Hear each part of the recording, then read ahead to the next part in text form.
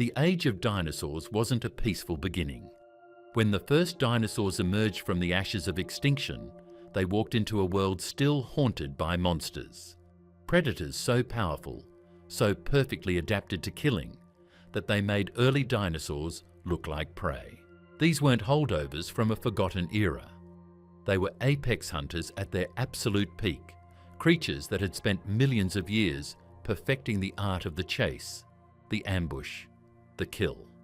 While dinosaurs were still small, still evolving, still learning to survive, these predators ruled with teeth, claws, and hunting strategies that wouldn't be matched until mammals rose to dominance hundreds of millions of years later.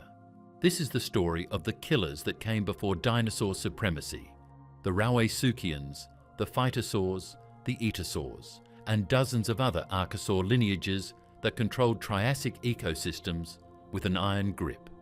They were the crocodile-line archosaurs, evolutionary cousins to dinosaurs that took a completely different path. Instead of becoming bipedal runners or towering sauropods, they became armored tanks, river dragons, and land crocodiles that walked upright like wolves. For tens of millions of years, they were unbeatable. They filled every predatory niche, dominated every habitat, and kept dinosaurs in the shadows. But dominance never lasts forever. Their reign ended not with a whimper, but with a catastrophic collapse. Another mass extinction that reset the planet and handed the world to dinosaurs. These apex predators vanished almost overnight, leaving only fossils and questions. Why did they fail when dinosaurs succeeded? What made them so powerful, and what made them so vulnerable? The answers reveal one of evolution's most dramatic power shifts, a changing of the guard written in stone, teeth, and blood. Rauisuchians, the terrestrial super predators. Rauisuchians were the apex predators of the late Triassic, walking nightmares built on a scale that made early dinosaurs look insignificant. Imagine a crocodile that walked upright, stood taller than a human, and hunted across open floodplains with the efficiency of a modern big cat. That was a Rauisuchian. Animals like Postosuchus and Saurosuchus were 6 meters long, heavily muscled, and armed with skulls full of blade-like teeth designed for slicing through flesh and bone. They weren't slow, lumbering reptiles waiting in ambush. They were active hunters, built for pursuit and power, capable of taking down prey far larger than themselves. Their bodies were masterpieces of predatory engineering. Unlike modern crocodiles, which sprawl on their bellies, Rauisuchians hold their legs directly beneath their bodies in a semi-upright or fully upright stance. This posture gave them speed and endurance, allowing them to cover long distances and chase down prey across the arid Triassic landscapes. Their hips were reinforced with extra bones, their legs were thick and muscular, and their spines were built to absorb the shock of running and lunging. Fossil trackways show they moved with purpose, striding across ancient riverbeds and lake shores where herbivores gathered to drink. The skull of a Rauisuchian tells the story of a precision killer. Massive jaw muscles attached to ridges and crests on the top of the skull, giving them crushing bite forces that could shatter bone. Their teeth weren't uniform. Front teeth were sharp and recurved for gripping, while back teeth were flatter and serrated for slicing.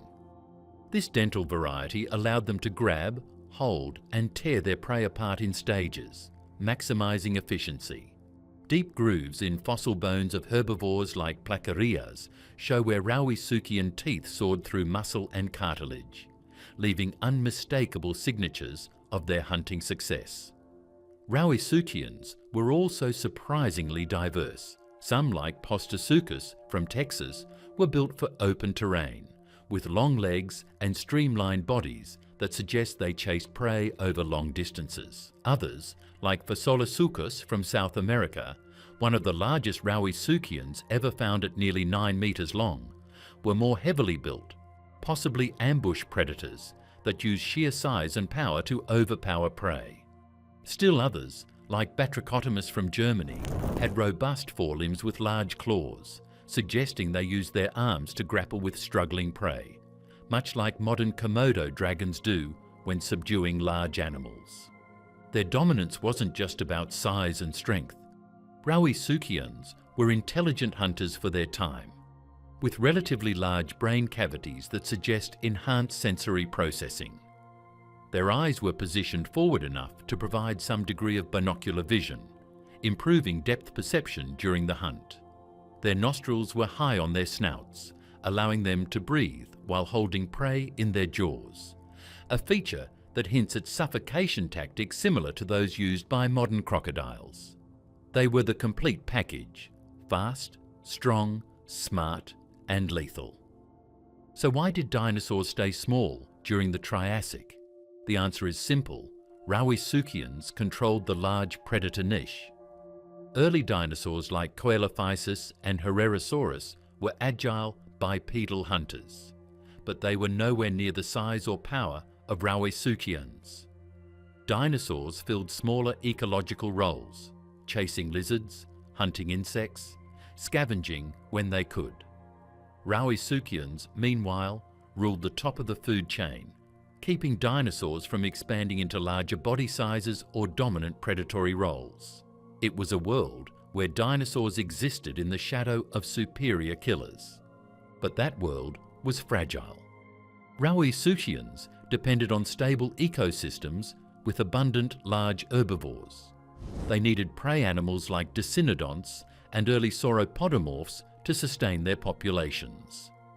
When the Triassic-Jurassic extinction event struck, volcanic eruptions across the central Atlantic magmatic province triggered climate chaos, ocean acidification, and widespread ecosystem collapse.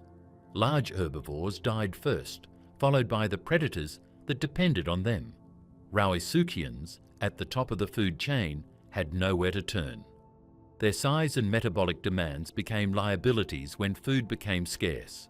They couldn't downsize, couldn't adapt quickly enough, and couldn't survive on smaller prey. Within a geologically brief period, they were gone. Dinosaurs, smaller and more flexible, survived. The extinction eliminated their competition, and the Jurassic became their stage. But for tens of millions of years, it was Rauisuchians, not dinosaurs, that defined what it meant to be an apex predator on land. Postosuchus, the Texas Terror. Postosuchus was the apex predator of late Triassic North America, a 4-meter-long killing machine that stalked the ancient floodplains of what is now Texas, Arizona, and New Mexico. Its name means crocodile from post, referring to the Post Quarry in Texas, where its fossils were first discovered. But Postosuchus wasn't a crocodile in the modern sense. It was a Rauisuchian, a member of the crocodile line Archosaurs that evolved into terrestrial predators long before true crocodiles took to the water. Postosuchus walked upright, hunted actively, and dominated its environment with a combination of speed, power, and anatomical advantages that made it one of the most formidable predators of its time. The skeleton of Postosuchus reveals an animal built for active hunting. Its hind limbs were long and columnar, positioned directly beneath the body to support its weight efficiently. This upright stance is rare among archosaurs outside the dinosaur lineage, and it gave Postosuchus a significant advantage: the ability to move quickly over long distances without tiring. Unlike sprawling reptiles that drag their bellies across the ground, Postosuchus could stride with purpose, covering ground as it searched for prey or defended territory. Its tail was long and muscular, acting as a counterbalance during movement and providing stability when turning or accelerating. Its skull was a weapon of surgical precision. Measuring over half a meter long, the skull was deep, narrow, and packed with blade-like teeth that curved backward to prevent prey from escaping once bitten. The jaw joint was positioned low, allowing for a wide gape, essential for grabbing large prey by the neck or torso. Deep attachment points for jaw muscles indicate that Postosuchus could deliver bone-crushing bites, while serrations on its teeth allowed it to slice through flesh with minimal resistance. Fossil evidence shows bite marks on the bones of herbivorous animals like Dinosaurs and early sauropodomorphs, proving that Postosuchus was an active predator. not a scavenger.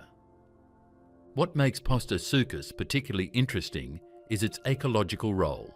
During the late Triassic, North America was a semi-arid landscape, dominated by rivers, seasonal lakes, and vast floodplains. Herbivores like Placarias, a massive, pig-like decinodont, gathered in herds around water sources, making them prime targets for predators. Postosuchus hunted these animals using a combination of ambush tactics and pursuit hunting depending on the terrain. In open areas, it could chase prey down over short distances. Near rivers or dense vegetation, it could wait in ambush, striking when prey came close. This flexibility made it the top predator in its ecosystem, feared by everything from small lizards to multi-ton herbivores. Its forelimbs were short but powerfully built, ending in large claws that could have been used for grasping or pinning struggling prey. While Postosuchus primarily used its jaws to kill, its arms provided additional control during feeding or when subduing particularly large or dangerous animals. Some paleontologists suggest it may have used its forelimbs to dig or tear open carcasses, accessing nutrient-rich organs that smaller scavengers couldn't reach. This combination of tools, jaws, claws, and sheer size made Postosuchus a versatile and highly effective killer. Fossilized trackways attributed to Rauisuchians, like Postosuchus, show a consistent walking pattern, with narrow trackways indicating legs held close to the body. These tracks often appear near ancient riverbanks, suggesting that Postosuchus patrolled these areas regularly, either hunting or defending territory. The spacing between tracks suggests a purposeful, measured gait, rather than the slow, sprawling crawl of modern crocodiles. This evidence reinforces the idea that Postosuchus was an active, terrestrial predator, not a semi-aquatic ambusher. But despite its dominance, Postosuchus was tied to a specific set of environmental conditions. It needed large prey populations to sustain its size and metabolism, and it thrived in ecosystems with predictable water sources and seasonal patterns. When the Triassic-Jurassic extinction event triggered widespread volcanic activity, global temperatures spiked, rainfall patterns collapsed, and ecosystems fell apart. Large herbivores disappeared, and with them went the food supply that apex predators like Postosuchus depended on. Unable to adapt to rapidly changing conditions, Postosuchus and its Rauisuchian relatives went extinct, clearing the way for dinosaurs to rise as the new apex predators. Postosuchus represents a moment in evolutionary history when the crocodile line nearly became the dominant terrestrial predators instead of dinosaurs. For millions of years, it was the king of its world, a testament to the power and adaptability of Archosaur evolution. Its extinction wasn't a failure of design, but a casualty of catastrophic environmental change that reset the rules of survival entirely. Saurosuchus, the Argentinian giant. Saurosuchus was one of the largest and most powerful Rauisuchians ever to walk the earth, a predator so massive and well-armed that it made early dinosaurs look like scavengers competing for scraps. Discovered in the late Triassic rocks of Argentina, Saurosuchus reached lengths of up to 7 meters, making it larger than most contemporaneous dinosaurs and comparable in size to later theropods like Allosaurus. But unlike Allosaurus, which wouldn't appear for another 100 million years, Saurosuchus lived in a world where dinosaurs were still small, still experimenting, still trying to find their place. In that world, Saurosuchus was the undisputed apex predator. Its skull alone measured nearly a meter long, filled with recurved, serrated teeth that functioned like steak knives. The structure of its jaw reveals an animal capable of both precision bites and crushing force. The front teeth were sharp and pointed, perfect for gripping struggling prey, while the back teeth were thicker and more robust, designed to see through muscle, cartilage, and bone. Deep puncture marks on fossil bones from herbivorous animals show that Saurosuchus didn't just scavenge, it actively hunted and killed, using its jaws to inflict fatal wounds on animals as large or larger than itself. What set Saurosuchus apart from other predators was its build. Its body was heavily muscled, with thick limb bones that supported immense weight without sacrificing mobility. Unlike earlier archosaurs that sprawled on their bellies, Saurosuchus walked with a semi-upright or fully upright posture, holding its legs beneath its body in a way that allowed for sustained movement. This posture was a game changer. It meant Saurosuchus could travel long distances in search of prey, patrol large territories, and chase down animals that tried to flee. Fossil trackways attributed to large Rauisuchians show long, purposeful strides, not the slow, dragging gait of modern crocodiles. Saurosuchus lived in what is now the Ishigualasto Formation of Argentina, an area that during the Triassic was a lush river valley filled with ancient conifers, ferns, and cycads. Herbivores like the Rhynchosaur hyperodipedon and early sauropodomorphs like Panphagia roamed these landscapes, feeding on vegetation along riverbanks and floodplains. These animals formed the prey base that supported Saurosuchus and other large predators. Fossil assemblages show that Saurosuchus was the top predator in this ecosystem, with no other carnivore approaching its size or power. One of the most striking features of Saurosuchus was its deep, robust ribcage, which suggests it had a powerful cardiovascular system capable of supporting an active lifestyle. Unlike cold-blooded reptiles that rely on external heat sources to regulate their metabolism, Saurosuchus may have had an elevated metabolic rate, not fully warm-blooded like mammals, but somewhere in between. This would have given it endurance and energy levels far beyond those of typical reptiles, allowing it to hunt during cooler parts of the day or travel long distances without tiring. Combined with its size and weaponry, this metabolic advantage made Saurosuchus nearly unstoppable. Its forelimbs were short relative to its body size, but they were far from weak. Each hand ended in large, curved claws that could grip, slash, or hold prey in place. While Saurosuchus primarily relied on its jaws to kill, its arms provided additional control during feeding or when grappling with large, struggling animals. Some paleontologists suggest it may have used its forelimbs to tear open carcasses, accessing internal organs that smaller scavengers couldn't reach. This combination of tools made Saurosuchus a highly efficient killer, capable of bringing down prey quickly and feeding with minimal waste. Despite its dominance, Saurosuchus was not invincible.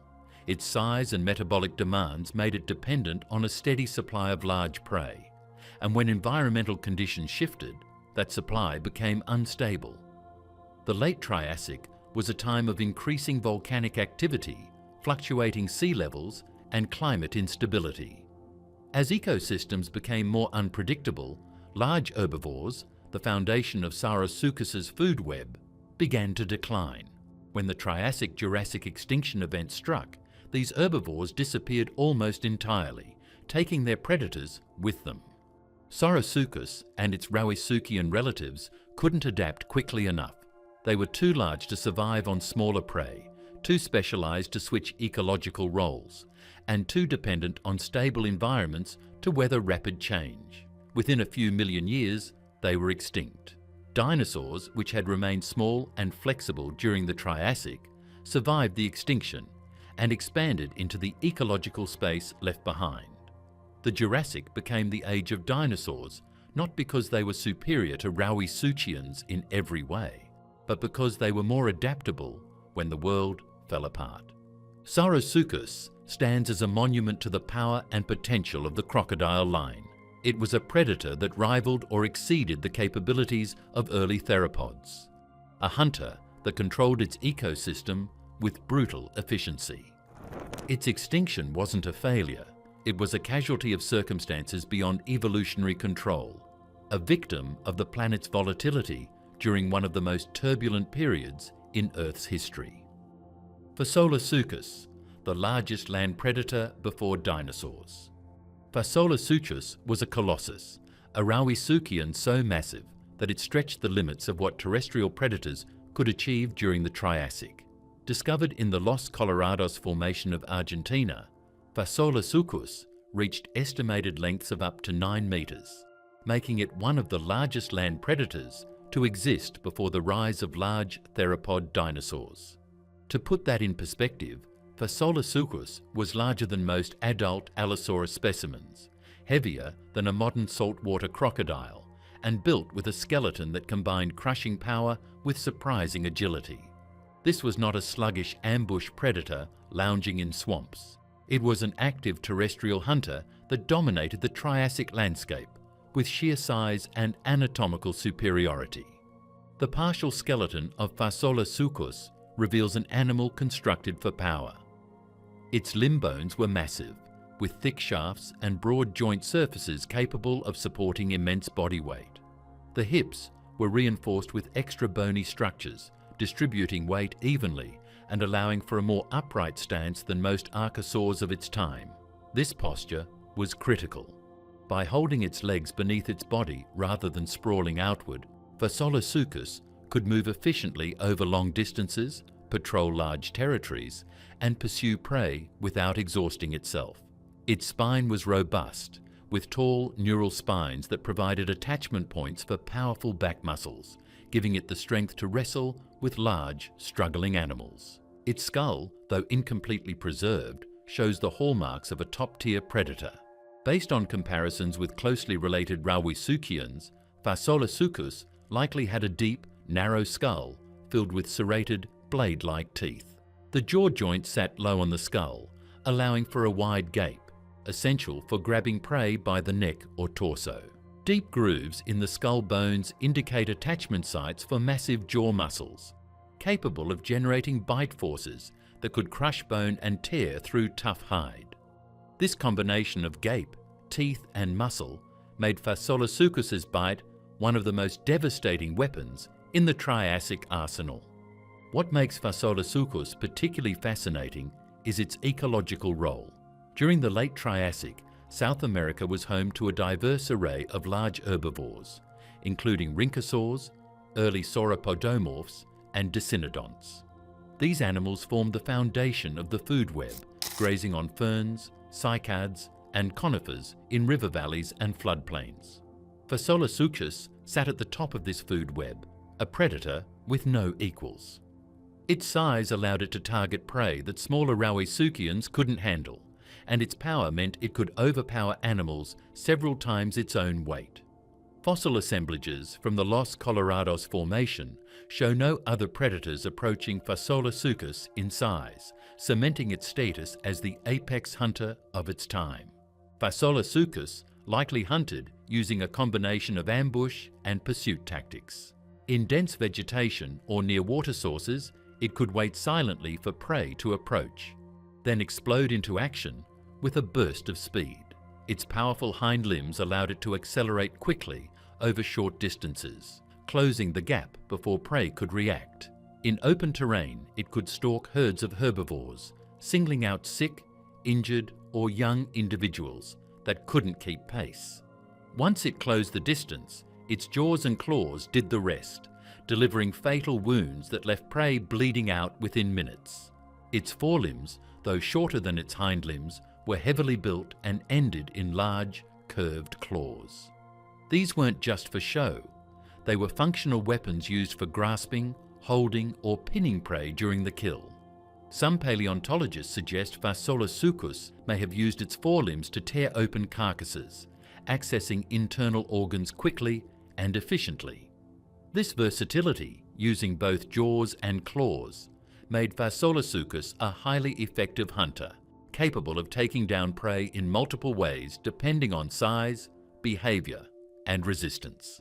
Despite its dominance, Phaseolus faced the same challenges that all apex predators face: dependence on a stable ecosystem. Its size and metabolic demands meant it needed a constant supply of large prey to survive. When the late Triassic climate became increasingly unstable, marked by volcanic activity, shifting rainfall patterns, and fluctuating sea levels, herbivore populations declined. As food became scarce, large predators like Phaseolus struggled. The Triassic-Jurassic extinction event delivered the final blow, wiping out the herbivores that Phaseolus depended on and collapsing the food web from the bottom up. Phaseolus couldn't adapt. It couldn't shrink in size, couldn't switch to smaller prey, and couldn't survive long periods without food. Within a geologically brief period, it vanished, along with nearly all other large Rauisuchians. Dinosaurs survived the extinction and inherited the world, but for millions of years, it was Phaseolus, not dinosaurs, that defined apex predation on land. Phaseolus represents the pinnacle of Rauisuchian evolution, a predator so large and powerful that it rivaled the greatest theropods of the Jurassic and Cretaceous. Its extinction wasn't inevitable. It was contingent on environmental catastrophe, a reminder that even the most dominant predators are vulnerable when the world changes faster than evolution can respond. Phytosaurs, the river dragons. Phytosaurs were the crocodiles of the Triassic, except they weren't crocodiles at all. They were convergently evolved predators that filled the exact same ecological niche, lurking in rivers, lakes, and swamps, waiting to ambush anything that came too close to the water's edge. Their bodies were long, low, and armored, with powerful tails for propulsion, sprawling limbs for stability, and jaws lined with interlocking teeth designed to grab and hold struggling prey. From a distance, a phytosaur and a modern crocodile would be nearly indistinguishable. But look closer, and the differences become clear.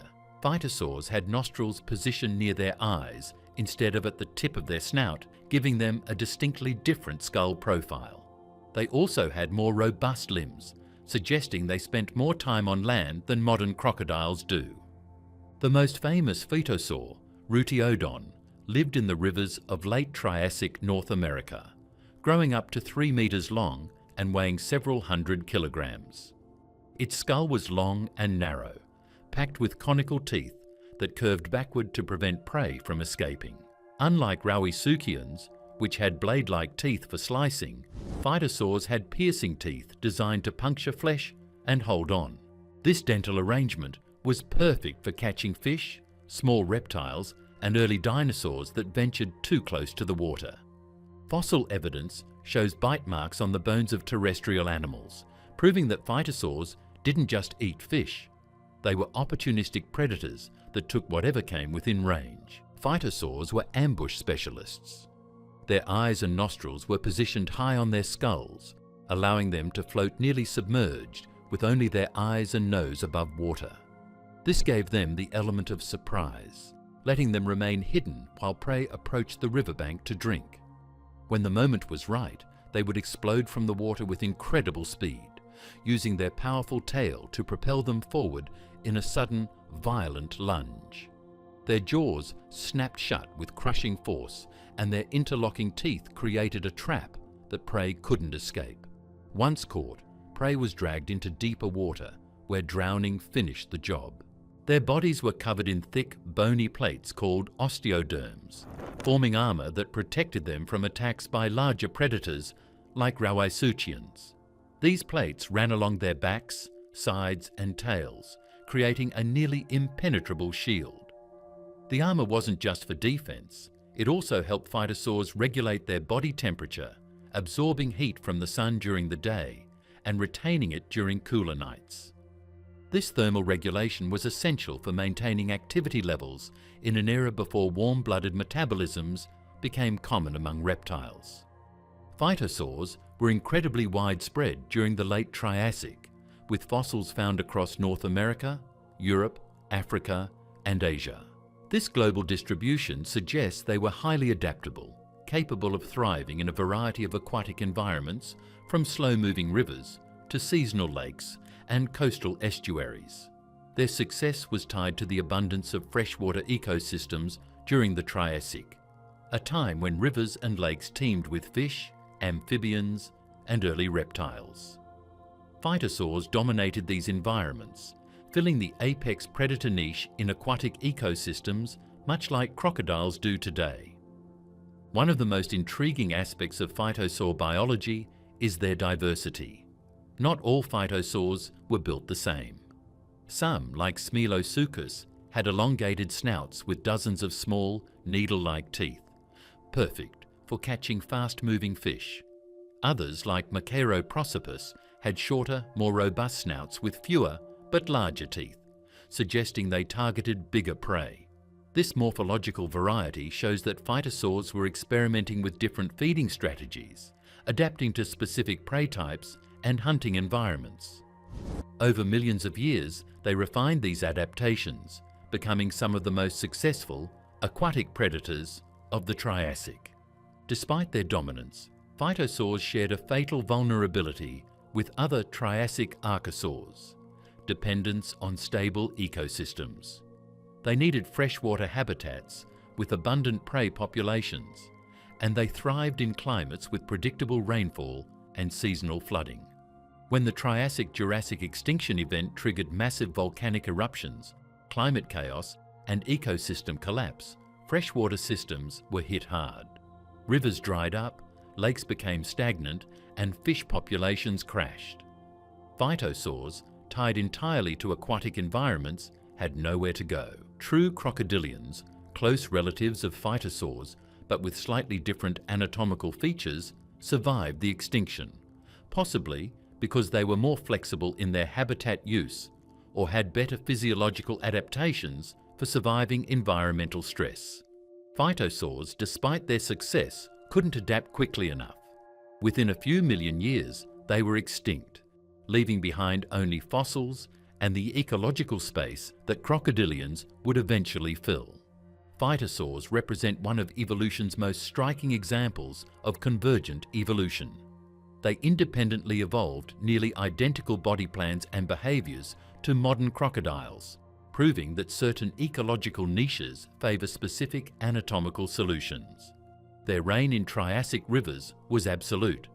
Their hunting strategies were refined over millions of years. And their extinction was a reminder that even the most successful designs can fail when environmental conditions change beyond their capacity to adapt. Atosaurs, the armoured herbivores. Etosaurs were some of the strangest archosaurs to ever walk the earth, quadrupedal, heavily armoured and completely herbivorous. In a world dominated by predators like Rauisuchians and Phytosaurs, Atosaurs were the tanks of the Triassic, built to survive rather than hunt.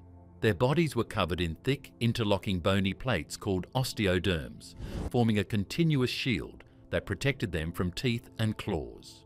Some species had spikes jutting from their shoulders, giving them an even more formidable appearance. But despite looking like walking fortresses, Etosaurs were peaceful plant eaters, using their armour to survive in an ecosystem filled with apex predators. The most recognisable etosaur, Desmatosuchus, was built like a prehistoric armadillo crossed with a rhinoceros. It grew up to 5 meters long, with a deep, barrel-shaped body that housed a large digestive system capable of processing tough plant material. Its legs were stout and positioned directly beneath its body, giving it a semi-upright posture that allowed for relatively efficient movement despite its bulk.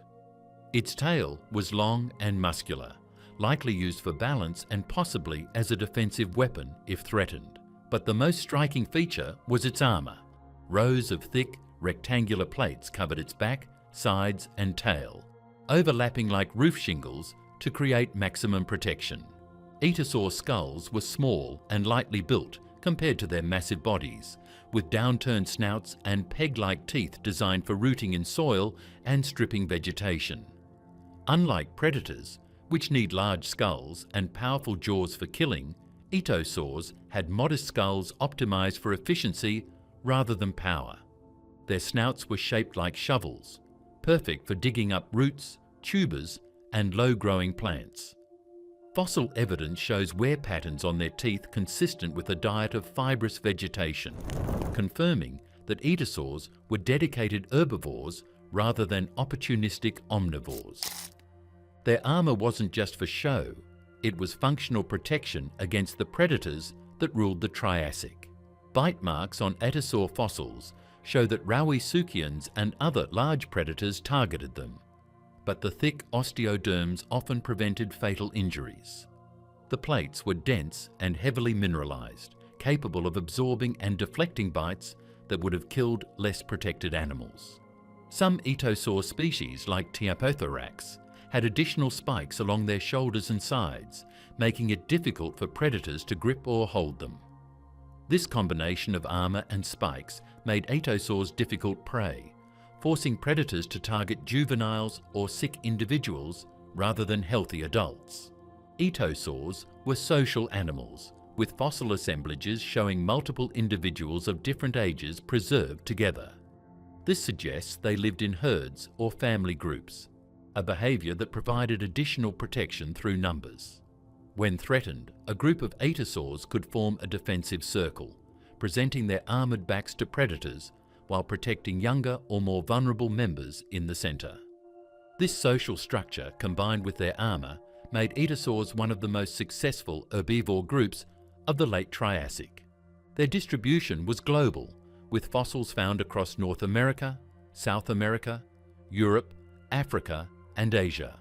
This widespread presence indicates that etosaurs were highly adaptable, capable of thriving in a variety of environments from river valleys to upland plains. They fed on ferns, cycads, conifers, and other vegetation that dominated Triassic landscapes, filling the large herbivore niche in ecosystems across the world. Their success was tied to their defensive adaptations, armor that predators couldn't easily penetrate, social behaviors that reduced predation risk, and a diet that didn't put them in direct competition with carnivores. But etosaurs faced the same fate as other Triassic archosaurs. When the Triassic-Jurassic extinction event struck, their ecosystems collapsed. Volcanic eruptions triggered climate change, acid rain, and widespread plant die-offs. As vegetation disappeared, herbivores like etosaurs lost their food supply. Their large size and slow reproduction rates made them vulnerable to rapid environmental change. Unlike smaller, more flexible animals that could shift diets or migrate to new habitats, etosaurs were locked into a specific way of life that no longer worked in the post-extinction world. Etosaurs went extinct, leaving no descendants. Dinosaurs survived and diversified, eventually producing their own armored herbivores like ankylosaurs and stegosaurs. Animals that independently evolved similar defensive strategies millions of years later. But during the Triassic, it was etosaurs that perfected the armored herbivore lifestyle, living alongside apex predators and thriving through sheer defensive power. Etosaurs represent an evolutionary experiment in herbivory and defense, showing that armor and social behavior can be just as effective as size or speed when it comes to survival. Their success during the Triassic proves that prey animals can dominate ecosystems through adaptation rather than aggression. Their extinction reminds us that even the best defended animals are vulnerable when their food supply disappears. Erythrosouchids, the early apex predators. Before Rauisuchians dominated the late Triassic, another group of archosaurs ruled the early and middle Triassic as apex predators, the Erythrosouchids. These were the first large carnivores to emerge after the Permian mass extinction, a catastrophic event that wiped out nearly all life on Earth and left ecosystems in ruins. In the aftermath, Erythrosouchids evolved to fill the empty predator niche, growing to sizes that dwarfed anything surviving from the Permian. They were experimental predators, testing new body plans and hunting strategies in a world still recovering from extinction. Erythrosouchus, the best-known member of the group, was a formidable predator that reached lengths of up to 5 meters. Its skull was massive, nearly a meter long, filled with sharp, recurved teeth designed for gripping and tearing flesh. Unlike earlier predators that had relatively simple teeth, Erythrosouchus had serrated edges on its teeth, allowing it to see through muscle and bone with each bite. The jaw joint was positioned low on the skull, giving it a wide gape that allowed it to bite large prey or tear off chunks of flesh from carcasses. Deep scars and wear patterns on fossil skulls suggest that Erythrosouchids engaged in violent feeding behavior, possibly fighting over kills or targeting live prey that fought back. Their bodies were built like oversized lizards, with sprawling limbs that extended outward from the sides rather than supporting the body from below. This posture was less efficient than the upright stance of later Rauisuchians, meaning erythrosuchids were slower and had less endurance. But in the early Triassic, speed wasn't as critical.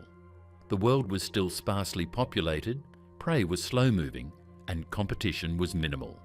Erythrosuchids didn't need to chase prey over long distances. They could ambush from hiding spots or simply overpower weaker animals through size and strength. Their forelimbs were surprisingly robust, with large claws that could grip, slash, or hold prey in place. Some researchers suggest erythrosuchids used their forelimbs to wrestle with struggling prey, pinning them down while delivering fatal bites to the neck or torso. This combination of powerful jaws and functional forelimbs made erythrosuchids versatile hunters, capable of taking on prey as large as early dicynodonts or proto-dinosaurs that wandered into their territory. Erythrosuchids thrived in the unstable ecosystems of the early Triassic, a time when life was slowly recovering from the worst extinction event in Earth's history.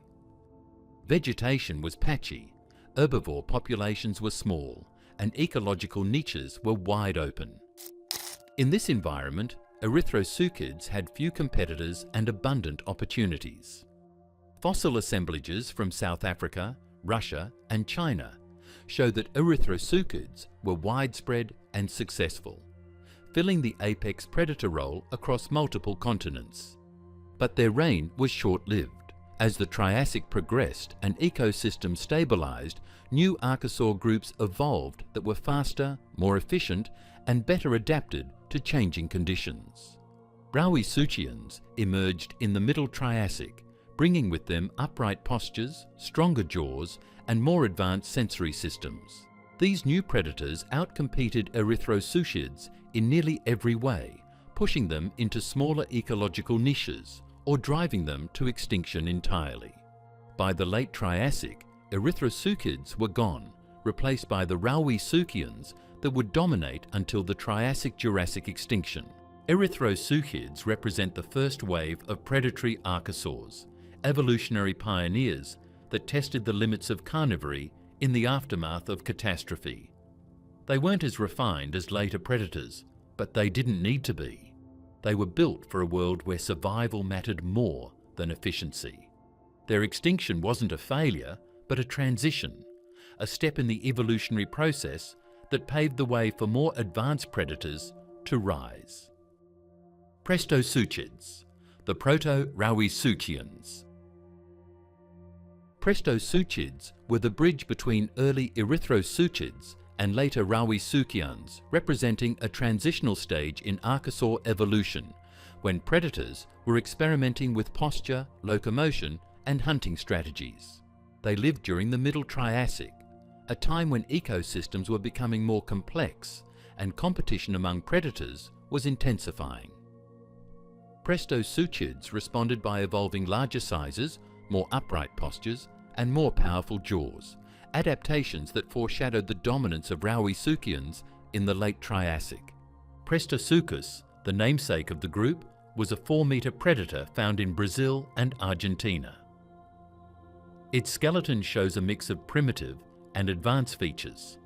Like earlier erythrosuchids, it had a relatively sprawling posture, but its limbs were positioned closer to its body, suggesting a more efficient walking gait. Its hind limbs were longer and more muscular than its forelimbs, hinting at the possibility of occasional bipedal movement, a trait that would become more pronounced in later archosaurs. This partial upright posture gave Prestosuchus better speed and endurance than its ancestors, allowing it to hunt more actively and cover larger territories. Its skull was deep and narrow, filled with recurved, serrated teeth that could slice through flesh with ease. The jaw muscles were massive, attaching to expanded ridges on the top and sides of the skull. This muscular arrangement gave Prestosuchus a bite force strong enough to crush bone, allowing it to kill prey quickly and efficiently.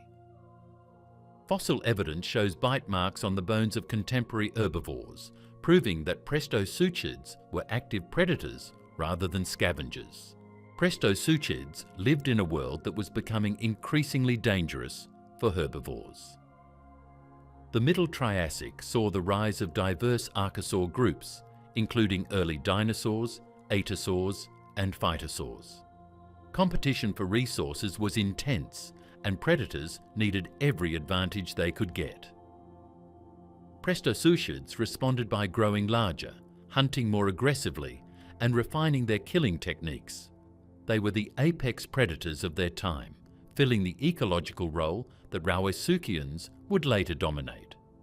Despite their success, prestosuchids didn't last beyond the Middle Triassic. As Rawisuchians evolved, they outcompeted prestosuchids through superior adaptations, fully upright postures, faster movement, and more advanced sensory systems. Prestosuchids were the stepping stone to Rawisuchian dominance, an evolutionary experiment that worked well enough to persist for millions of years, but couldn't compete with the next generation of predators. Prestosuchids show how evolution builds on previous designs, refining and improving traits over generations until something truly dominant emerges. They weren't failures, they were prototypes, testing new ideas and pushing the boundaries of what archosaur predators could achieve. Their legacy lives on in the Rawisuchians that followed, predators that took the innovations of prestosuchids and perfected them into apex killing machines. Batrachotomus, the European hunter. Batrachotomus was one of the most formidable Rawisuchians of the Middle Triassic, a predator that combined size, strength, and advanced anatomy into a nearly perfect killing machine. Discovered in Germany's Erfurt Formation, Batrachotomus reached lengths of up to 6 meters, making it one of the largest predators of its time. Its skeleton reveals an animal built for active hunting, with powerful limbs, a flexible spine, and a skull designed for delivering devastating bites. Unlike earlier archosaurs, Batrachotomus had a fully upright posture, with legs positioned directly beneath its body. This stance gave it several advantages: better weight distribution, more efficient locomotion, and the ability to run for extended periods without tiring. Its hind limbs were longer and more muscular than its forelimbs, suggesting it could rear up on its back legs during attacks or when displaying dominance. Fossil trackways attributed to Rawisuchians like Batrachotomus show a narrow, purposeful stride, confirming that these animals moved efficiently across open terrain. Its skull was a masterpiece of predatory engineering. Measuring nearly a meter long, the skull was deep, narrow, and packed with blade-like teeth that curved backward to prevent prey from escaping. The jaw joint sat low on the skull, allowing for a wide gape, essential for biting large prey. Deep grooves in the skull bones indicate attachment sites for massive jaw muscles, capable of generating bite forces strong enough to crush bone. Batrachotomus didn't just bite, it delivered precision strikes that severed arteries, broke necks, and incapacitated prey within seconds. Its forelimbs were short but powerfully built, ending in large, curved claws. These weren't just for show. They were functional weapons used for grasping, holding, or pinning prey during the kill. Some paleontologists suggest Batrachotomus used its forelimbs to tear open carcasses, accessing internal organs quickly and efficiently. This versatility made it a highly effective hunter, capable of taking down prey in multiple ways, depending on size and resistance. Batrachotomus lived in a semi-arid environment dominated by rivers, lakes, and seasonal floodplains. Herbivores like atosaurs and early sauropodomorphs roamed these landscapes, feeding on vegetation along riverbanks. These animals formed the prey base that supported Batrachotomus and other large predators. Fossil assemblages show that Batrachotomus was the top predator in its ecosystem, with no other carnivore approaching its size or power. Despite its dominance, Batrachotomus faced increasing competition as the Triassic progressed. New predators evolved, ecosystems became more complex, and environmental conditions shifted. By the late Triassic, larger Rauisuchians like Postosuchus and Saurosuchus had emerged, pushing Batrachotomus into smaller ecological niches or driving it to extinction. Its disappearance wasn't a failure, it was a natural part of evolutionary turnover, where one successful design is replaced by an even better one. Batrachotomus represents the peak of Middle Triassic predatory evolution, a hunter that refined the Rauisuchian body plan into a near-perfect killing machine. Its legacy lives on in the larger, more advanced Rauisuchians that followed, predators that took the innovations of Batrachotomus and pushed them even further. Ornithosuchids, the facultative bipeds. Ornithosuchids were among the most unusual archosaurs of the late Triassic, predators that could walk on either 2 legs or 4, switching between postures depending on speed, terrain, and hunting strategy. This facultative bipedalism made them incredibly versatile, allowing them to chase prey with bursts of speed or move efficiently across varied landscapes. They were evolutionary experiments in locomotion, testing the boundaries between quadrupedal stability and bipedal agility long before dinosaurs perfected the 2-legged stance. Ornithosuchus, the best-known member of the group, was a 2-metre predator found in Scotland. Its skeleton reveals an animal built for flexibility. Its hind limbs were long and muscular, capable of supporting the entire body weight when running. Its forelimbs were shorter but still functional, with claws that could grip or slash. When moving slowly or feeding, Ornithosuchus walked on all 4s, using its forelimbs for balance and stability. When chasing prey or escaping threats, it could rear up on its hind legs, freeing its forelimbs and gaining the speed advantage of bipedal locomotion. Its skull was relatively small compared to Rauisuchians, with sharp, recurved teeth designed for gripping and tearing rather than crushing. The jaw muscles were strong but not massive, suggesting Ornithosuchus targeted smaller prey, early dinosaurs, lizards, proto-mammals, and other animals that couldn't fight back effectively. Its eyes were large and forward-facing, providing good depth perception for tracking moving targets. Its lightweight build and flexible spine made it an agile hunter, capable of quick turns and sudden bursts of speed.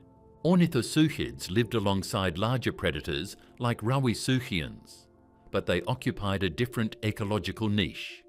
Instead of competing directly with apex predators for large prey, Ornithosuchids hunted smaller, faster animals that required agility rather than brute strength. This niche partitioning allowed both groups to coexist without driving each other to extinction, showing how ecosystems can support multiple predator types through specialization. Despite their innovations, Ornithosuchids didn't survive the Triassic-Jurassic extinction. Their facultative bipedalism was an interesting experiment, but it couldn't compete with the fully bipedal theropod dinosaurs that survived the extinction and diversified in the Jurassic. Dinosaurs refined bipedalism into a highly efficient form of locomotion, using it to dominate terrestrial ecosystems for the next 160 million years. Ornithosuchids were the prototype, but dinosaurs were the finished product. Ornithosuchids show that evolution often experiments with multiple solutions to the same problem. Their ability to switch between 2 legs and 4 was a clever adaptation for the Triassic, but it wasn't enough to secure long-term success. They represent a moment in evolutionary history when locomotion was still being tested, refined, and perfected, a stepping stone toward the bipedal dominance that would define the age of dinosaurs. Ctenosauricids, the sail-backed predators. Ctenosauricids were some of the most visually striking archosaurs of the early and middle Triassic, predators and scavengers adorned with massive sails running along their backs. These sails, formed by elongated neural spines extending from the vertebrae, gave Ctenosauricids a distinctive profile that made them unmistakable in their ecosystems. But these sails weren't just for show. They likely served important physiological functions, from thermoregulation to visual display, making cetinosaurisids one of the most fascinating evolutionary experiments of the early Mesozoic. Catenosauruscus, the namesake of the group, was a 3-metre predator found in Germany. Its most striking feature was the massive sail that rose from its back, formed by neural spines that could reach over half a metre tall. The function of this sail has been debated for decades.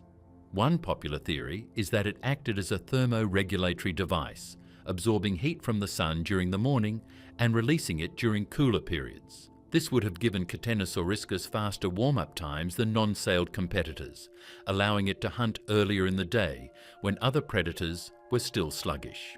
Another theory suggests the sail was used for visual display, either to intimidate rivals, attract mates, or signal health and fitness to potential partners. Modern animals like sailfish and some lizards use enlarged body structures for similar purposes, and it's plausible that Cetenosaurisids did the same. A large, healthy sail could indicate a well-fed, successful individual, while a damaged or underdeveloped sail might signal weakness or illness. This social signalling could have played a role in establishing dominance hierarchies or pair bonding. Catenosaurisids had relatively robust skeletons, with sprawling limbs that extended outward from their bodies rather than supporting them from below. This posture limited their speed and endurance, making them less effective pursuit predators than later Rauisuchians. Instead, Catenosaurisids likely relied on ambush tactics or scavenging, using their size and intimidating appearance to drive smaller predators away from kills. Their teeth were sharp and recurved, but not particularly large, suggesting they fed on relatively small prey or scavenged carcasses left by other predators. Fossil evidence shows that Cetenosaurisids were widespread across Europe and possibly North Africa during the early Triassic, thriving in the aftermath of the Permian extinction, when ecosystems were still recovering. They filled an important ecological role as mid-sized predators and scavengers, helping to clean up carrion and maintain ecosystem balance. But as competition increased and more advanced predators evolved, Cetenosaurisids were gradually pushed out of their niches. By the Middle Triassic, Ctenosaurisids were in decline, unable to compete with faster, more efficient predators like Prestosuchids and early Rauisuchians. Their sprawling posture and reliance on thermoregulatory sails became disadvantages in a world where speed and endurance mattered more than visual display. Within a few million years, they were extinct, leaving behind only fossils and questions about how their sails truly functioned. Catenosaurisids represent an evolutionary dead end, a group that experimented with dramatic anatomical features but couldn't sustain long-term success. Their sails were innovative and visually striking, but they weren't enough to offset the limitations of their body plan. They remind us that evolution often tries bold experiments that don't pan out, leaving behind fascinating fossils that hint at the diversity and complexity of ancient life. Crocodilomorphs, the survivors. While most Triassic archosaurs went extinct during the end Triassic mass extinction, one group survived and thrived: the crocodilomorphs. These were the ancestors of modern crocodiles and alligators, but during the Triassic, they looked nothing like their aquatic descendants. Early crocodilomorphs were small, terrestrial predators with long legs, flexible bodies, and teeth designed for catching insects and small vertebrates. They were the opportunists of the Triassic, filling ecological niches that larger predators ignored. Terrestrisuchus, one of the earliest crocodilomorphs, was a tiny predator that reached lengths of only half a metre. Its body was slender and lightweight, built for speed rather than power.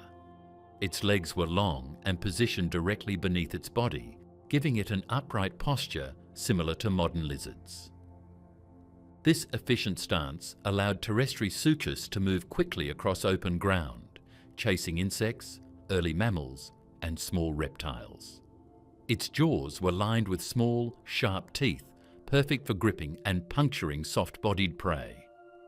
Crocodilomorphs succeeded where other archosaurs failed because they were small, flexible, and adaptable. While giants like Rhesuchians and Phytosaurs dominated large predator niches, crocodilomorphs carved out a living in the underbrush, hunting prey that larger predators couldn't reach. When the Triassic-Jurassic extinction struck, these small body sizes and generalist diets became life-saving advantages.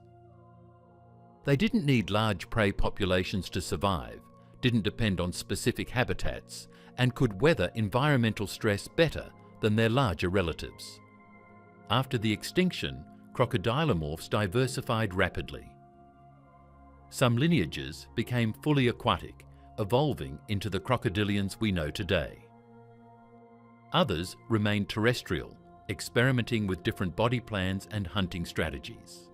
During the Jurassic and Cretaceous, terrestrial crocodilomorphs evolved into a stunning variety of forms, some herbivorous, some bipedal, some armoured like tanks.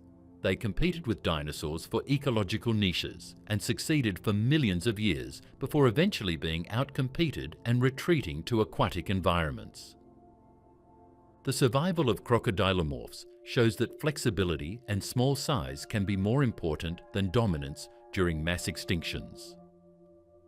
While apex predators like Rhesuchians disappeared, the humble crocodilomorphs persisted, adapted, and eventually gave rise to one of the most successful reptile lineages on Earth.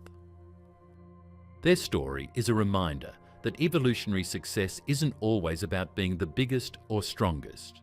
Sometimes it's about being adaptable enough to survive when everything else fails. Herrerasaurids, the proto-dinosaurs. Herrerasaurids were among the earliest dinosaurs, appearing in the Middle to Late Triassic alongside the dominant Rhesuchians and Phytosaurs. They were small bipedal predators that foreshadowed the theropods that would later dominate terrestrial ecosystems. But during the Triassic, Herrerasaurids were minor players, hunting small prey in the shadows of much larger and more powerful archosaurs. Their survival during the end-Triassic extinction would eventually lead to dinosaur dominance, but in their own time, they were simply another experiment in carnivory. Herrerasaurus, the namesake of the group, was a 3-meter predator found in Argentina. Its skeleton reveals an animal built for agility and speed. Its hind limbs were long and muscular, supporting its entire body weight and allowing for bipedal locomotion. Its forelimbs were short but functional, with clawed hands that could grasp and hold prey. Its skull was long and narrow, filled with serrated teeth designed for slicing flesh. The jaw joint was flexible, allowing for a wide gape and strong bite force relative to its size. Herrerasaurids hunted small to medium-sized prey, lizards, early mammals, juvenile archosaurs, and other dinosaurs. They were fast and maneuverable, able to chase prey through dense vegetation or across open ground. Their bipedal stance gave them an advantage over quadrupedal competitors, allowing for quick bursts of speed and sudden direction changes. But they were no match for Rhesuchians, which were larger, stronger, and better armed. Herrerasaurids survived by avoiding direct competition with apex predators, hunting smaller prey and staying out of sight. Their ecological role during the Triassic was limited, but their anatomical innovations were revolutionary. Herrerasaurids were among the first animals to perfect bipedal locomotion, freeing their forelimbs for grasping and manipulating prey. This innovation would become the foundation for theropod dinosaur success, leading eventually to giants like Tyrannosaurus rex and Giganotosaurus. But during the Triassic, these innovations were just experiments, untested and unproven in the face of more established predator groups. Herrerasaurids survived the Triassic-Jurassic extinction, possibly because their small size and generalist diet made them more adaptable than larger predators. When Rauisuchians and other apex predators disappeared, Herrerasaurids and other early dinosaurs expanded into the empty ecological space, diversifying rapidly and eventually giving rise to the dominant terrestrial predators of the Jurassic and Cretaceous. Their survival wasn't guaranteed. It was contingent on circumstances beyond their control, a stroke of evolutionary luck that changed the course of Earth's history. Herrerasaurids show that timing matters in evolution. They weren't superior to Rauisuchians during the Triassic, but they survived when Rauisuchians didn't. Their innovations in bipedalism and predation would eventually define terrestrial ecosystems for the next 160 million years. But during their own time, they were just another small predator trying to survive in a world ruled by giants. Discovered in North Carolina's Pekin Formation, Carnifex lived during the late Triassic, a time when Rauisuchians were at their evolutionary peak, and dinosaurs were still marginal players in terrestrial ecosystems. This predator reached lengths of up to 3 meters, making it smaller than giants like Postosuchus or Saurosuchus, but no less formidable. What Carnifex lacked in sheer size, it made up for in specialized anatomy and hunting efficiency. The skull of Carnifex is one of its most distinctive features. Unlike many Rauisuchians that had narrow, blade-filled jaws designed for slicing, Carnifex had a broader, more robust skull with a blunt snout. This skull shape suggests it could deliver powerful, crushing bites rather than just slashing attacks. Its teeth were thick at the base and recurved, perfect for gripping struggling prey and holding on while the animal thrashed. Deep grooves in the skull bones show attachment sites for massive jaw muscles, indicating that Carnifex could generate tremendous bite forces relative to its body size.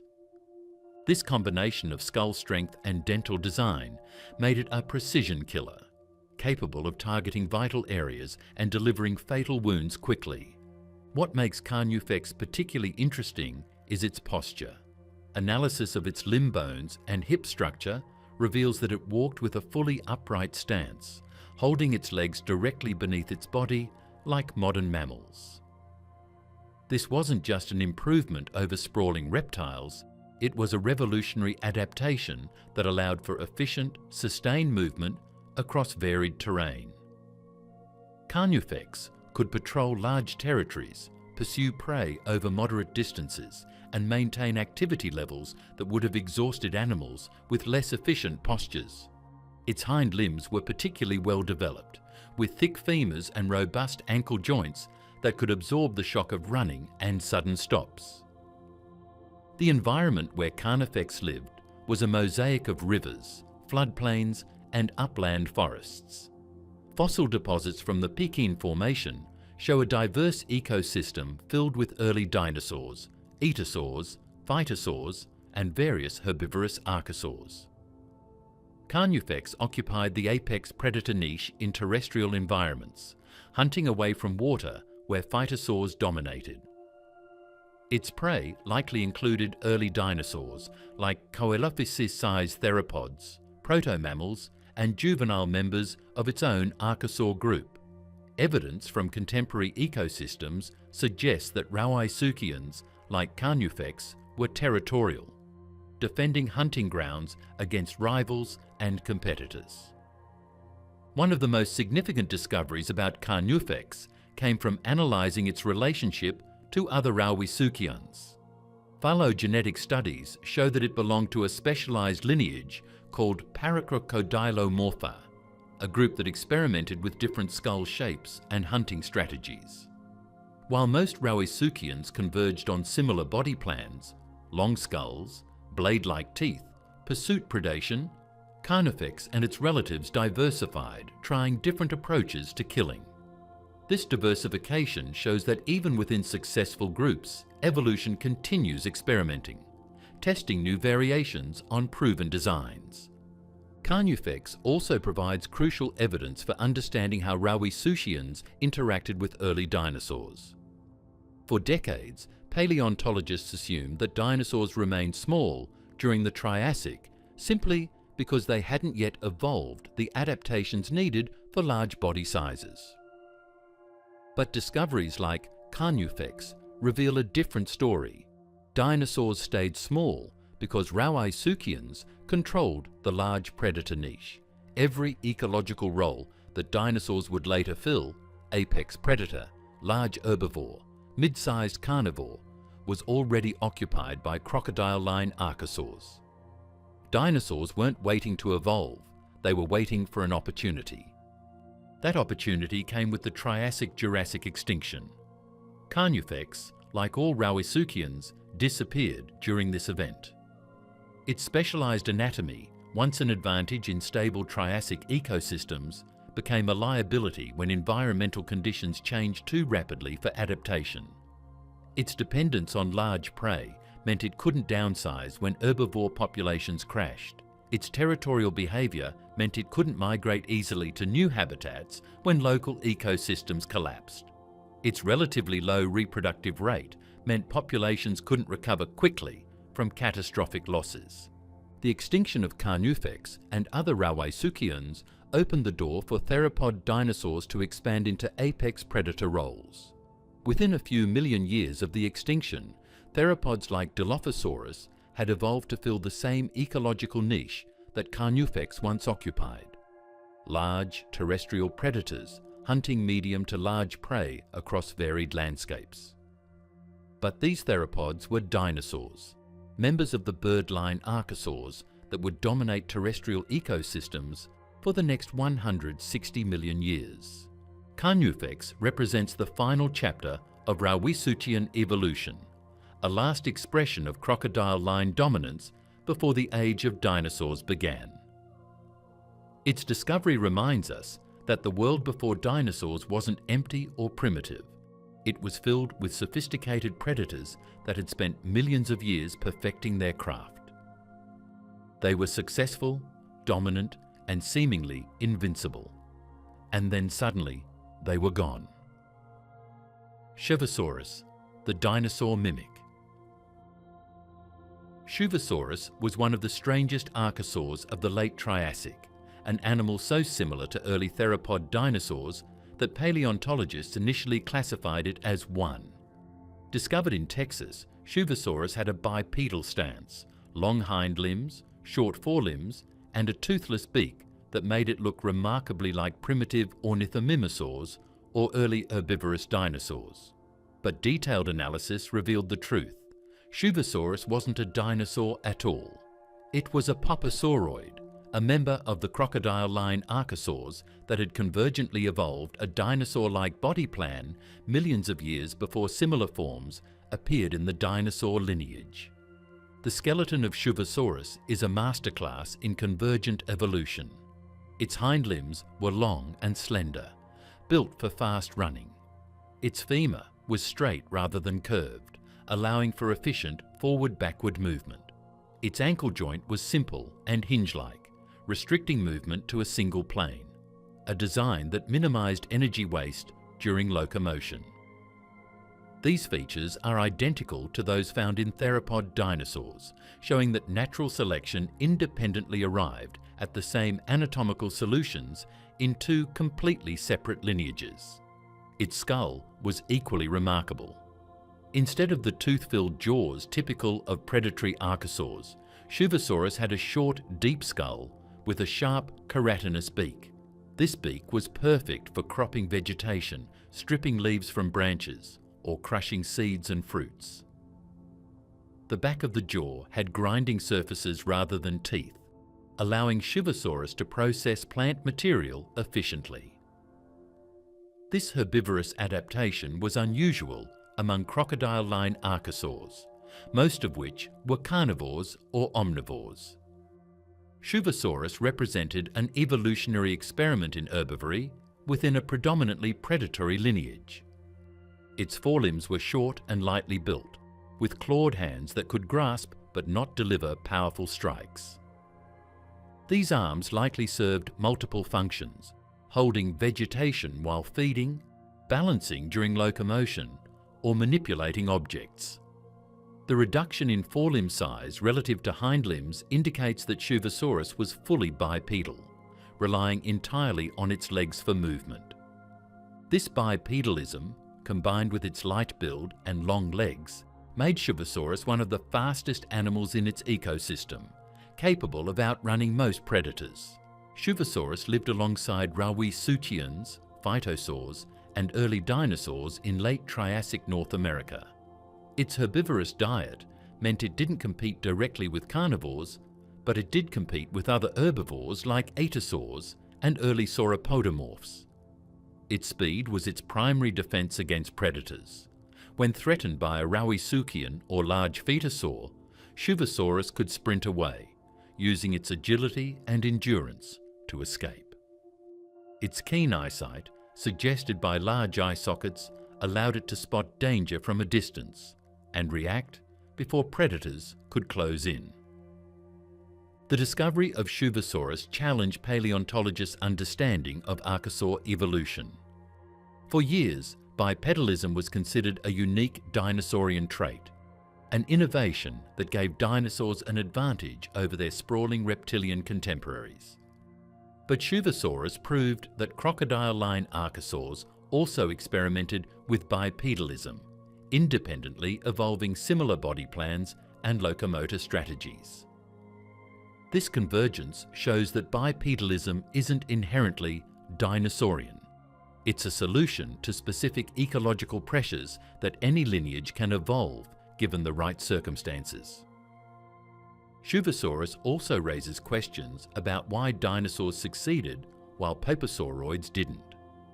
Both groups evolved bipedalism, both had efficient locomotion, and both filled similar ecological niches. Yet dinosaurs survived the Triassic-Jurassic extinction, while poposauroids like Shuvosaurus disappeared.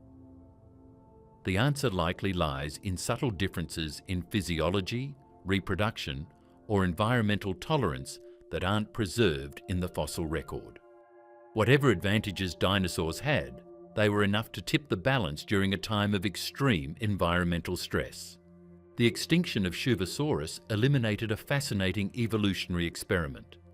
Had it survived, poposauroids might have diversified into a wide range of herbivorous forms, competing with dinosaurs throughout the Mesozoic.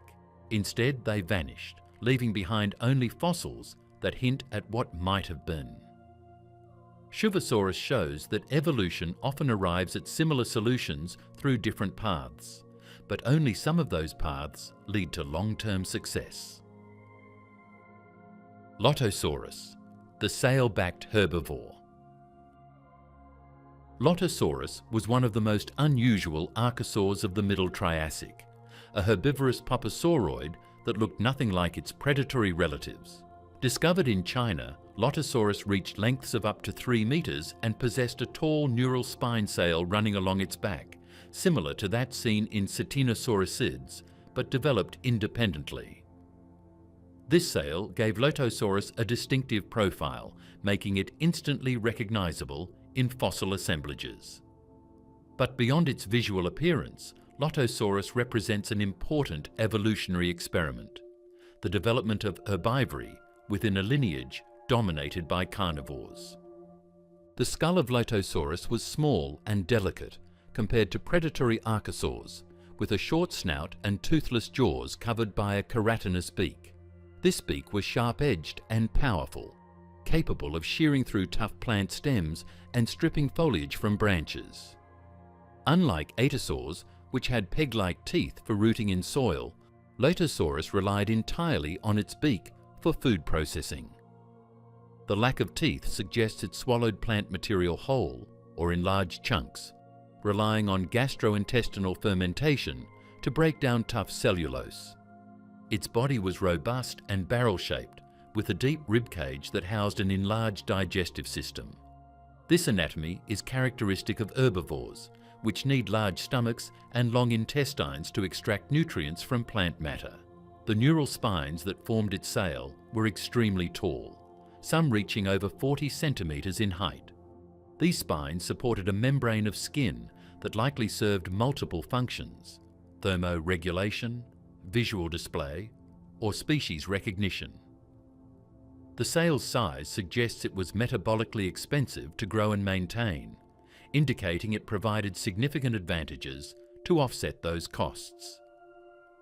Lotosaurus walked on all fours, with stout limbs positioned beneath its body in a semi-upright stance. This posture was less efficient than the fully upright stances of Rauisuchians or early dinosaurs, but it was adequate for an animal that didn't need speed. As a herbivore, Lotosaurus didn't chase prey or flee from predators through pursuit. It relied on other defenses. Its size, armor-like osteoderms embedded in its skin, and potentially the intimidating appearance of its sail likely deterred most predators. Only the largest carnivores would have risked attacking a healthy adult Lotosaurus. The environment where Lotosaurus lived was lush and productive, dominated by ferns, seed ferns, and early conifers. These plants provided abundant food for herbivores, supporting diverse communities of plant eaters. Lotosaurus shared its ecosystem with other herbivorous archosaurs like rhynchosaurs and early sauropodomorphs, creating competition for vegetation. Its specialized beak and feeding strategy allowed it to target different plants than its competitors, reducing direct competition and allowing multiple herbivore species to coexist. Fossil evidence shows that Lotosaurus was relatively common in Middle Triassic China, suggesting it was a successful herbivore. Its ability to process tough plant material efficiently gave it access to food sources that other herbivores couldn't exploit effectively. Its sail, while metabolically costly, likely provided advantages in thermoregulation or social signaling that improved survival and reproduction rates. But despite this success, paposauroids like Lotosaurus didn't persist beyond the Middle Triassic in significant numbers. The decline of herbivorous poposauroids coincided with the rise of more advanced herbivorous dinosaurs and etosaurs. These groups evolved more efficient digestive systems, better locomotion, and superior defensive adaptations. Etosaurs developed comprehensive body armor that made them nearly invulnerable to predators. Early sauropodomorphs grew larger, using size as a defense. Paposauroids couldn't compete with these innovations, and their herbivorous members gradually disappeared, leaving only carnivorous and omnivorous forms that survived into the late Triassic. Lotosaurus represents a road not taken, an evolutionary experiment in herbivory that worked for millions of years but ultimately couldn't compete with more advanced designs. Its sail, once a distinctive feature that set it apart from other herbivores, became a relic of a failed experiment. When poposauroids went extinct at the end of the Triassic, they took with them all the strange anatomical experiments they had developed, including the sail-backed herbivores that had briefly thrived in Middle Triassic ecosystems. Ophidia, the ostrich mimic. Ophidia was the last and perhaps strangest of the poposauroids, a late Triassic archosaur that looked so much like an ostrich that paleontologists initially mistook it for a bird-hipped dinosaur.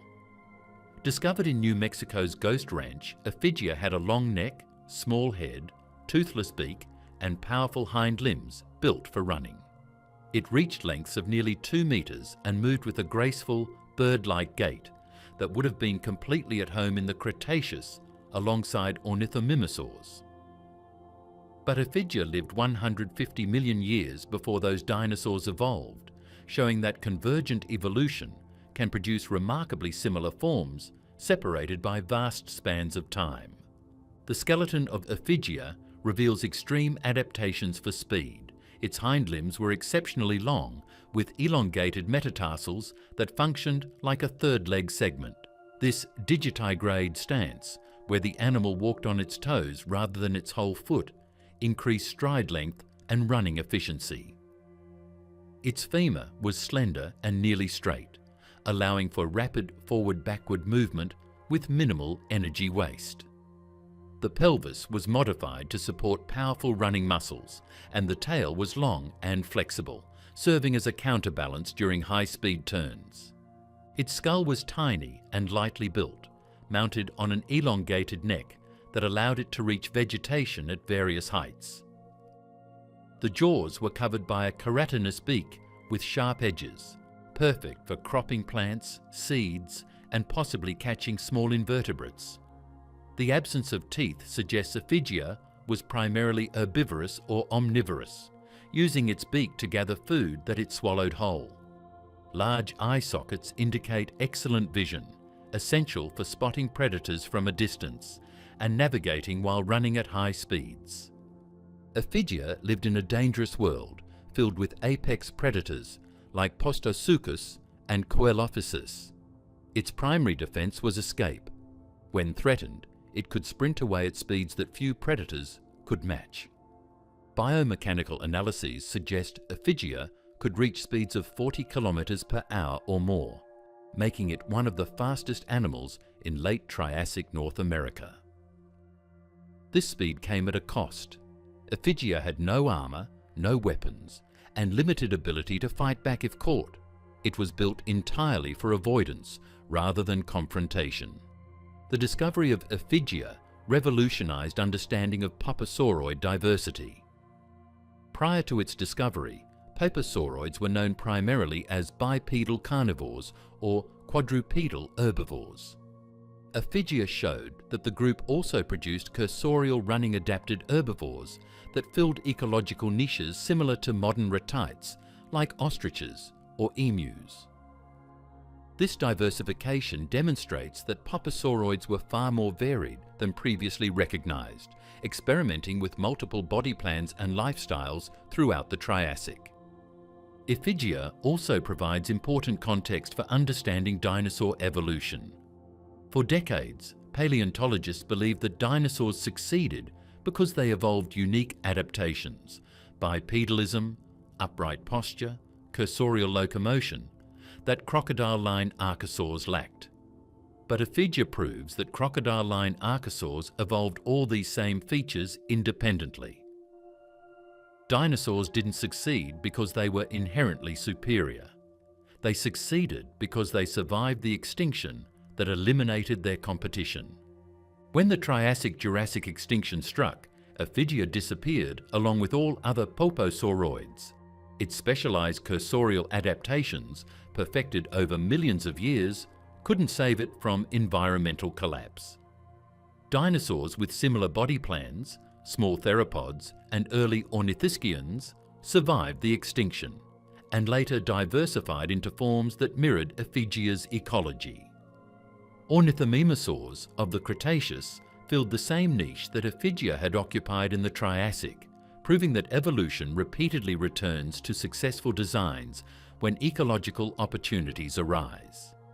Ophidia stands as one of the most striking examples of convergent evolution in the fossil record. It looked like an ostrich, moved like an ostrich, and probably lived like an ostrich, all without being remotely related to birds. Its existence challenges simple narratives about dinosaur superiority, showing that crocodile-line archosaurs were just as capable of evolving sophisticated adaptations. They simply ran out of time. Revueltosaurus, the misidentified dinosaur. Revueltosaurus represents one of the most embarrassing yet enlightening mistakes in paleontology, an animal that was classified as an early ornithischian dinosaur for decades before being revealed as an entirely different type of archosaur. Teeth attributed to Revueltosaurus were first discovered in the 1980s in Arizona's petrified forest, and their shape, leaf-like with serrated edges, perfectly matched the teeth of early herbivorous dinosaurs. For 20 years, Revueltosaurus was cited as evidence that ornithischian dinosaurs had diversified earlier than previously thought, appearing in the Middle Triassic rather than the Late Triassic. Then complete skeletal material was discovered and everything changed. The skeleton belonged not to a dinosaur, but to a crurotarsan archosaur, a member of the crocodile line, not the bird line. Revueltosaurus was actually related to Atosaurs, the heavily armoured herbivores that dominated Triassic ecosystems. This revelation forced paleontologists to reconsider everything they thought they knew about early dinosaur distribution and diversity. More importantly, it demonstrated that dental convergence, where unrelated animals evolved similar teeth for similar diets, was far more common and misleading than anyone had realized. The skeleton of Revueltosaurus revealed a quadrupedal animal with robust limbs and a body covered in bony osteoderms. These armor plates, though less extensive than in typical Atosaurs, provided protection against predators while allowing greater mobility. Its skull had a short snout with the characteristic leaf-shaped teeth that had fooled paleontologists for so long. These teeth were perfect for processing plant material, stripping leaves and grinding vegetation. Exactly the same function as ornithischian teeth, achieved through completely independent evolution. Revueltosaurus lived in semi-arid environments dominated by rivers, floodplains and seasonal forests. It shared its ecosystem with true early dinosaurs like Coelophyses, making the misidentification particularly ironic. For years, paleontologists had been comparing what they thought was a dinosaur with actual dinosaurs, not realizing they were looking at two completely separate lineages that had convergently evolved similar dental structures. The misidentification of Revueltosaurus teaches an important lesson about the limitations of fossil evidence. Teeth are often the most commonly preserved fossils because they're the hardest parts of an animal's body. Paleontologists rely heavily on dental morphology to classify extinct species, especially when complete skeletons are unavailable. But Revueltosaurus proves that teeth can be profoundly misleading. Similar diets produce similar teeth regardless of evolutionary relationships. Without complete skeletons, even experienced paleontologists can be fooled. This discovery also highlights the diversity of herbivorous strategies among Triassic archosaurs. Crocodile-line archosaurs weren't just predators lurking in rivers or apex hunters stalking prey across floodplains. They were also herbivores, omnivores, and specialized feeders that filled nearly every ecological niche available. Revueltosaurus, Etosaurs, Lotosaurus, and Shuvosaurus all represent different approaches to plant eating, each evolving independently within the crocodile line. This diversity shows that dinosaurs didn't dominate Triassic ecosystems. They were just one group among many, competing with archosaurs that were just as sophisticated and successful. The extinction of Revueltosaurus and related forms at the end of the Triassic opened ecological space for ornithischian dinosaurs to diversify.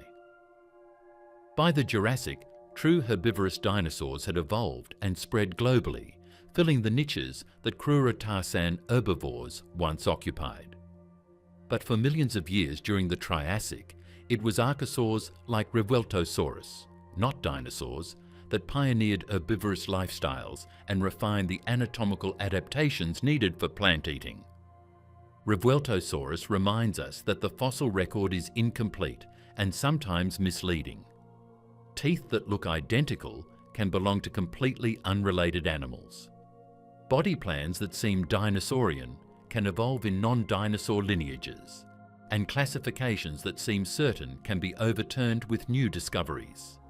It's a humbling reminder that paleontology is an ongoing process of revision and refinement, where certainty is always provisional and new fossils can change everything we thought we knew. The extinction event. The Triassic-Jurassic extinction was one of the most devastating mass extinctions in Earth's history, wiping out an estimated 75% of all species and completely reshaping terrestrial and marine ecosystems. The event was triggered by massive volcanic eruptions associated with the breakup of the supercontinent Pangaea, specifically the Central Atlantic Magmatic Province (CAMP) volcanism. These eruptions released enormous quantities of carbon dioxide, sulfur dioxide, and other gases into the atmosphere, triggering a cascade of environmental disasters that life couldn't withstand. The first impact was rapid climate change. Carbon dioxide levels spiked, causing global temperatures to rise by several degrees within a geologically brief period. This warming disrupted weather patterns, intensified droughts, and stressed ecosystems already struggling with habitat loss. Acid rain caused by sulfur dioxide reacting with atmospheric moisture poisoned freshwater systems and stripped vegetation from the landscape. Ocean acidification made it difficult for marine organisms to build shells and skeletons, causing widespread collapse of marine food webs. Oxygen levels also fluctuated dramatically. Some regions experienced anoxia, periods where ocean waters lost most of their oxygen, creating dead zones where nothing could survive. On land, wildfires became more frequent as temperatures rose and vegetation dried out. These fires released additional carbon into the atmosphere, creating a feedback loop that intensified warming and made recovery nearly impossible. Ecosystems that had been stable for millions of years collapsed within thousands of years, far too quickly for most species to adapt. Large animals were hit hardest.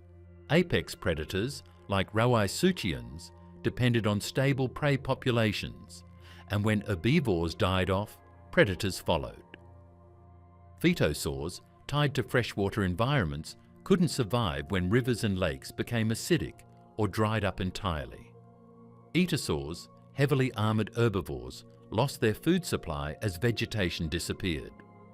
Even groups that seemed resilient, like dicynodonts, herbivores that had survived previous extinction events, couldn't withstand the scale and speed of environmental collapse during the end-Triassic crisis. Smaller animals fared better. Crocodilomorphs, with their generalist diets and small body sizes, could survive on insects, carrion, and whatever food remained available. Early dinosaurs, still small and flexible, were able to shift diets, migrate to new habitats, and weather the storm. Mammals, which had remained small and nocturnal throughout the Triassic, also survived, though they would remain in the shadows for millions more years. The extinction was selective, favouring adaptability over dominance, small size over specialisation, and flexibility over power. The aftermath of the extinction was a world transformed. Ecosystems that had been dominated by crocodile-line archosaurs for tens of millions of years were suddenly empty. Dinosaurs, freed from competition, diversified rapidly. Within a few million years, theropods evolved into apex predators, sauropodomorphs grew to enormous sizes, and ornithischians began experimenting with herbivory. The Jurassic became the age of dinosaurs, not because they were inherently superior to rauisuchians, but because they survived when rauisuchians didn't. The Triassic-Jurassic extinction reminds us that evolutionary success is fragile and contingent. Rauisuchians, phytosaurs, and other apex predators were perfectly adapted to their world. But when that world changed too quickly, their adaptations became liabilities. Dinosaurs inherited the Earth not through superior design, but through survival, adapting to circumstances that their competitors couldn't withstand.